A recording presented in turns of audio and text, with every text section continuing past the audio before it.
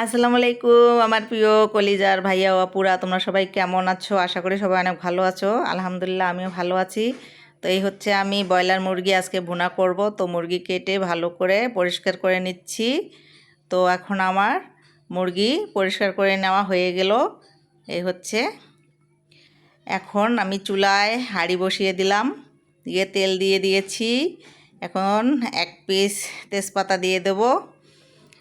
আর এখানে হচ্ছে দুইটা পেঁয়াজ কুচি করে রেখেছিলাম, এখন আমি দিয়ে দিচ্ছি। পেঁয়াজটা লাল করে ভেজে নেব। তো আমার পেঁয়াজ ভাজা হয়ে গিয়েছে। এখানে আদা রসুন পেঁয়াজ বাটা, আজকে আমি পাটায় বেটেছি আদা রসুন পেঁয়াজ। এরপর হলুদের গুঁড়ো মরিচের গুঁড়ো আর পরিমাণ বা স্বাদ মতো লবণ। আজকে হচ্ছে মুরগির ভুনাটা করব রাঁধুনি প্যাকেট মশলায়।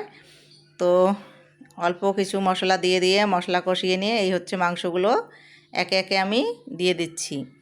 দিয়ে এখন হচ্ছে ভালো করে কষিয়ে নেওয়ার পর আমি হচ্ছে এখানে ঝোলের পানিটা গরম পানি ব্যবহার করেছি।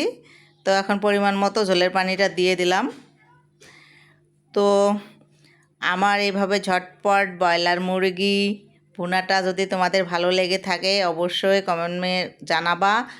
আর আমার ভিডিওগুলো যদি তোমাদের এতটুকু ভালো লেগে থাকে অবশ্যই শেয়ার দিয়ে সবাইকে দেখার সুযোগ করে দিবা। তো দেখতেই পারছো যেহেতু আজকে রাঁধুনি প্যাকেট মশলায় রান্না করতেছি, তো মাংসের কালারটাও অনেক সুন্দর আসছে।